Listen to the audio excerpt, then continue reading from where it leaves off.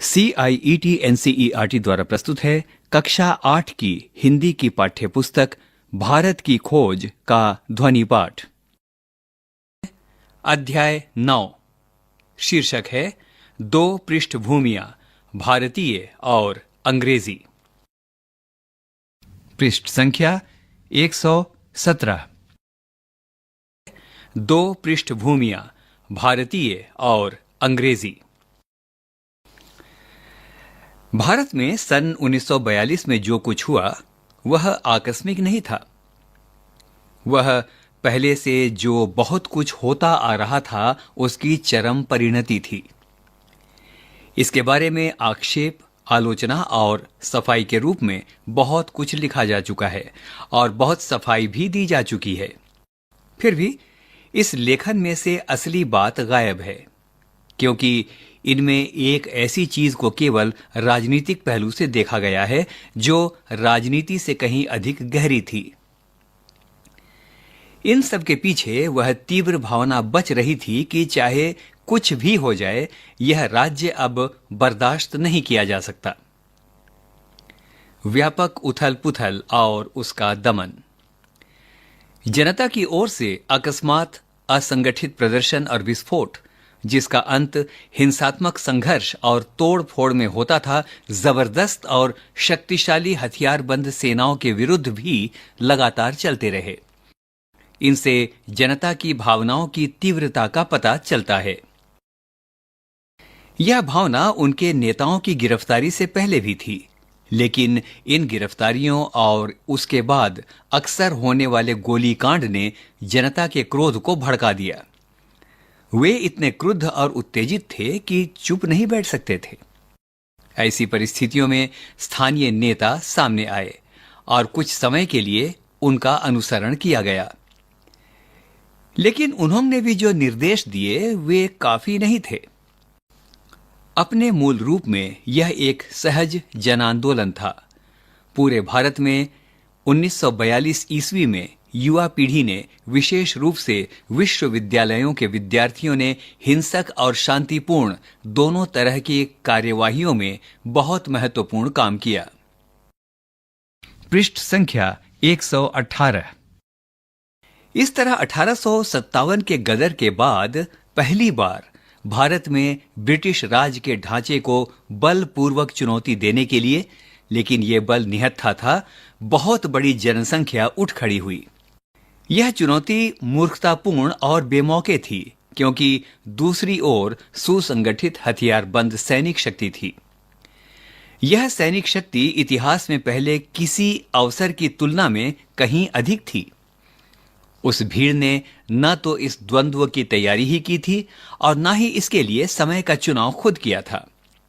यह स्थिति उनके सामने अनजाने ही आ गई थी।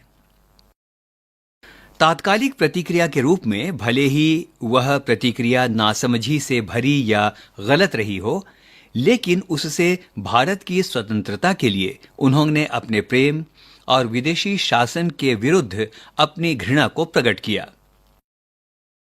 सन 1942 के दंगों में पुलिस और सेना की गोलीबारी से मारे गए और घायल हुए लोगों की संख्या के अनुमानित सरकारी आंकड़े के अनुसार 1028 मरे और 3200 घायल हुए।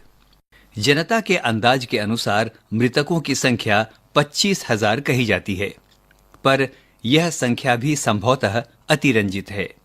शायद 10,000 की संख्या ज्यादा सही होगी। यह असाधारण बात थी कि कैसे बहुत से शहरी और ग्रामीण क्षेत्रों में ब्रिटिश शासन खत्म हो गया और उन हिस्सों पर दोबारा विजय पाने में उसे कई दिन और कभी-कभी कई हफ्ते लग गए। ऐसा विशेष रूप से बिहार में, बंगाल के मिदनापुर जिले में और संयुक्त प्रांत के दक्षिण पूर्वी जिलों में हुआ। यह बात ध्यान देने की है कि संयुक्त प्रांत के बलिया जिले में, जिसे दोबारा जीतना पड़ा था, भीड़ के खिलाफ शारीरिक हिंसा या लोगों को चोट पहुंचाने की कोई गंभीर शिकायत नहीं है। भारत की बीमारी, अकाल। भारत बहुत बीमार था, तन और मन दोनों से। जबकि लड़ाई में कुछ लोग बहुत फूले फले थे, दूसरों पर बोझ चरम सीमा तक पहुंच गया था और इसकी भयानक स्मृति दिलाने के लिए अकाल पड़ा। दूर दूर तक विस्तृत अकाल, जिसका प्रभाव बंगाल और पूर्वी तथा दक्षिणी भारत पर पड़ा। पृष्ठ संख्या 119। ब्रिटिश शासन के पिछले 170 वर्षों में यह सबसे बड़ा और विनाशकारी था। इसकी तुलना 1766 ईस्वी से 1770 ईस्वी के दौरान बंगाल और बिहार के उन भयंकर अकालों से की जा सकती है जो ब्रिटिश शासन की स्थापना के आरंभिक परिणाम थे। इसके बाद महामारी फैली, विशेषकर हैजा और मलेरिया। वह दूसरे सूबों में भी फैल गई। आज भी हजारों की संख्या में लोग उसके शिकार हो रहे हैं। इस अकाल ने ऊपर के थोड़े से लोगों की खुशहाली के झीने आवरण के नीचे भारत की जो तस्वीर थी उसे उघाड़ कर रख दिया। यह तस्वीर ब्रिटिश शासन की बदहाली और बदसूरती की तस्वीर थी। जब यह सब घटित हो रहा था और कलकत्ता, जो आज कोलकाता है, की सड़कों पर लाशें बिछी थीं, कलकत्ता के ऊपरी तबके के 10,000 लोगों के सामाजिक जीवन में कोई परिवर्तन नहीं आया था। नाच, गाने और दावतों में विलासिता का प्रदर्शन हो रहा था और जीवन उल्लास से भरा था। अक्सर कहा जाता है कि भारत अंतर्विरोधों का देश है। कुछ लोग बहुत धनवान हैं और बहुत से लोग बहुत निर्धन हैं। यहां आधुनिकता भी है और मध्ययुगीनता भी। यहां शासक हैं और शासित हैं, ब्रिटिश हैं और भारतीय हैं। ये अंतर्विरोध सन 1943 के उत्तरार्ध में अकाल के उन भयंकर दिनों में जैसे कलकत्ता शहर में दिखाई पड़े, वैसे पहले कभी नजर नहीं आए थे। अकाल की गहरी वजह उस बुनियादी नीति में थी जो भारत को दिनों दिन गरीब बनाती जा रही थी और जिसके कारण लाखों लोग भूखमरी का जीवन जी रहे थे।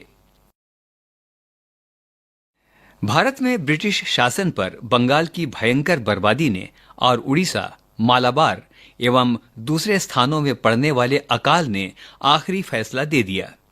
पर जब वे जाएंगे तो क्या छोड़ेंगे? 3 वर्ष पहले मृत्यु शैया पर पड़े टैगोर के सामने यह चित्र उभरा था। लेकिन वे कैसा भारत छोड़ेंगे? कितनी नग्न दुर्गति!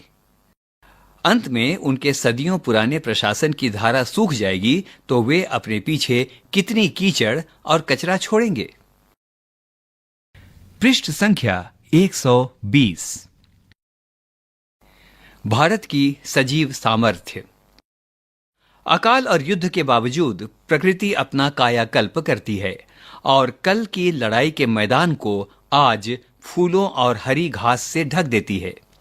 मनुष्य के पास स्मृति का विलक्षण गुण होता है। वह कहानियों और यादों से निर्मित अतीत में बसता है। यह वर्तमान इससे पहले कि हमें इसका बोध हो अतीत में खिसक जाता है। आज जो बीते हुए कल की संतान है, खुद अपनी जगह अपनी संतान आने वाले कल को दे जाता है। कमजोर आत्मा वाले समर्पण कर देते हैं और वे हटा दिए जाते हैं, लेकिन बाकी लोग मशाल को आगे ले चलते हैं और आने वाले कल के मार्गदर्शकों को सौंप देते हैं। पृष्ठ संख्या 121। उपसंहार। भारत की खोज। मैंने क्या खोजा, क्या पाया है? यह कल्पना करना कि मैं उसका पर्दा हटाकर यह देख सकूंगा कि वह अपने वर्तमान स्वरूप में क्या है और उसका लंबा अतीत क्या रहा होगा, मेरी अनधिकार चेष्टा थी। भारत एक भौगोलिक और आर्थिक सत्ता है। उसकी विभिन्नता में सांस्कृतिक एकता है। यह विरुद्धों का एक ऐसा पुंज है जो मजबूत और अदृश्य सूत्रों से बंधा है। बार बार आक्रमणों के बावजूद उसकी आत्मा कभी जीती नहीं जा सकी और आज भी जब वह एक अहंकारी विजेता का खिलौना मालूम होता है, वह अपराजेय है। एक युग के बाद दूसरे युग में उसने महान स्त्री पुरुषों को जन्म दिया है जो पुरानी परंपरा को लेकर चले हैं और उसे बदलते हुए समय के अनुरूप ढालते भी रहे हैं। उस महान परंपरा में रविंद्रनाथ टैगोर हुए, जो आधुनिक युग की प्रकृति और प्रवृत्तियों से सराबोर थे, लेकिन उनकी नींव भारत के अतीत में थी। ऐसा लगता है जैसे पुराना जादू अब टूट रहा है और वह यानी भारत चारों ओर देखता हुआ वर्तमान के प्रति जागरूक हो रहा है। उसमें परिवर्तन होगा और यह परिवर्तन जरूरी है। फिर भी वह पुराना सम्मोहन बना रहेगा और उसकी जनता के हृदयों को बांधे रखेगा। पृष्ठ संख्या 122। हमें भारत में अतीत और सुदूर की खोज में देश के बाहर नहीं जाना है। हमारे अपने पास उसकी बहुतायत है। अगर हम विदेशों में जाते हैं तो केवल वर्तमान की तलाश में। यह तलाश जरूरी है, क्योंकि उससे अलग रहने का अर्थ है पिछड़ापन और क्षय। जीवन अधिक अंतर्राष्ट्रीय होता जा रहा है। इस आने वाले अंतर्राष्ट्रीयवाद में हमें अपनी भूमिका निभानी है। इस उद्देश्य की पूर्ति के लिए हमें यात्राएं करनी है, औरों से मिलना है, उनसे सीखना है और उन्हें समझना है। लेकिन सच्ची अंतर्राष्ट्रीयता कोई ऐसी हवाई चीज नहीं है जिसकी ना कोई बुनियाद हो और ना लंगरगाह। उसे यानी अंतर्राष्ट्रीयतावाद को राष्ट्रीय संस्कृतियों से बाहर निकलना है और आज वह स्वतंत्रता, समानता और सच्ची अंतर्राष्ट्रीयता के आधार पर ही उन्नति कर सकता है। हम किसी मामूली देश के नागरिक नहीं हैं। हमें जन्मभूमि पर, अपने देशवासियों पर, अपनी संस्कृति और अपनी परंपराओं पर गर्व है। यह गर्व किसी रोमांचक अतीत के लिए नहीं होना चाहिए जिससे हम चिपटे रहना चाहते हैं, न ही अपने ढंग से भिन्न औरों के ढंग को समझने में इससे कोई कठिनाई होनी चाहिए। इसके कारण हमें अपनी कमजोरियों और असफलताओं को भी कभी नहीं भूलना चाहिए और न ही उनसे छुटकारा पाने की हमारी इच्छा कुंठित होनी चाहिए। इससे पहले कि हम मानवीय सभ्यता और प्रगति की गाड़ी में औरों के साथ अपनी सही जगह ले सकें, हमें अभी बहुत लंबा सफर तय करना है और बहुत सी कमी को पूरा करना है। हमें जल्दी करनी है, क्योंकि हमारे आसपास समय सीमित है और दुनिया की रफ्तार लगातार तेजी से आगे बढ़ती जा रही है। अतीत में भारत अपनी संस्कृतियों का स्वागत करके उन्हें आत्मसात कर लेता था। आज इस बात की कहीं अधिक आवश्यकता है, क्योंकि हम भविष्य की उस एक दुनिया की तरफ बढ़ रहे हैं जहां राष्ट्रीय संस्कृतियां मानव जाति की अंतर्राष्ट्रीय संस्कृति में घुल मिल जाएंगी। हमें जहां भी समझदारी, ज्ञान, मित्रता और सहयोग मिलेगा, हम वहीं उसकी तलाश करेंगे और हम सामूहिक कामों में सबके साथ सहयोग करेंगे। लेकिन हम दूसरों की कृपा और सहारे के प्रार्थी नहीं हैं। इस तरह हम सच्चे भारतीय और एशियाई होंगे और साथ ही अच्छे अंतर्राष्ट्रीयवादी और विश्व नागरिक होंगे। यहां यह पाठ समाप्त हुआ।